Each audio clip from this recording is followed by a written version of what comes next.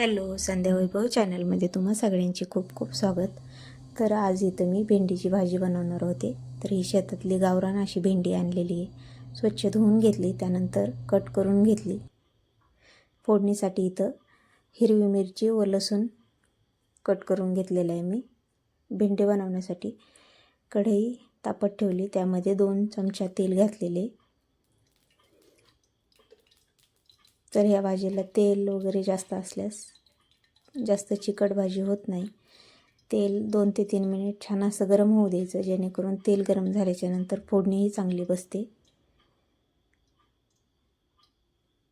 तर इथं आपलं तेल गरम झालेलं आहे, त्यामध्ये जिरे घालून घेऊयात. जिरे छान असे फुलले का त्यामध्ये आपण लसूण ॲड करू.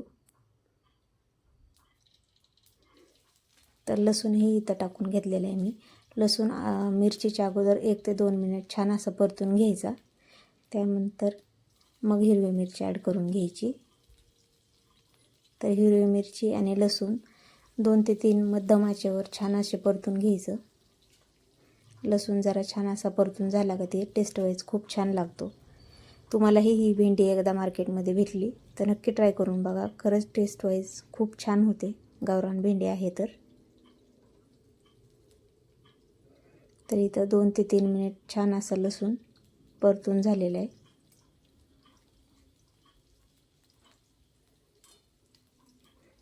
लसूण आणि हिरवी मिरची छान अशी परतून झाल्याच्या नंतर त्यामध्ये आपण हळद ॲड करू आणि जी भेंडी कट केलेली होती ती टाकून घेऊन मिक्स करून घेऊयात.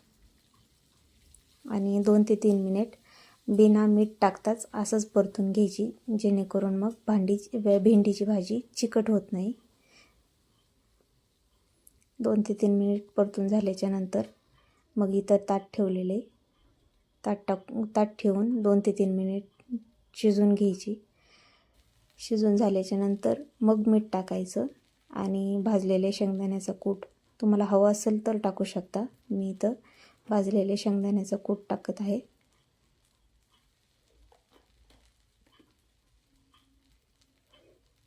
कूट टाकल्याच्या नंतर छान असं मिक्स करून घ्यायचं आणि त्यानंतर 1 ते 2 मिनिट परतून घ्यायचं, जेणेकरून मीठ आणि शेंगदाण्याचा कूट पूर्ण भेंडीला कोट होईल आणि भेंडी छान लागेल. तर या तुम्ही पण खायला भेंडीची भाजी आणि बाजरीची भाकर. व्हिडिओ आवडल्यास लाईक, शेअर, सबस्क्राईब करायला विसरू नका. भेटूया पुढच्या व्हिडिओबरोबर. तोपर्यंत बाय.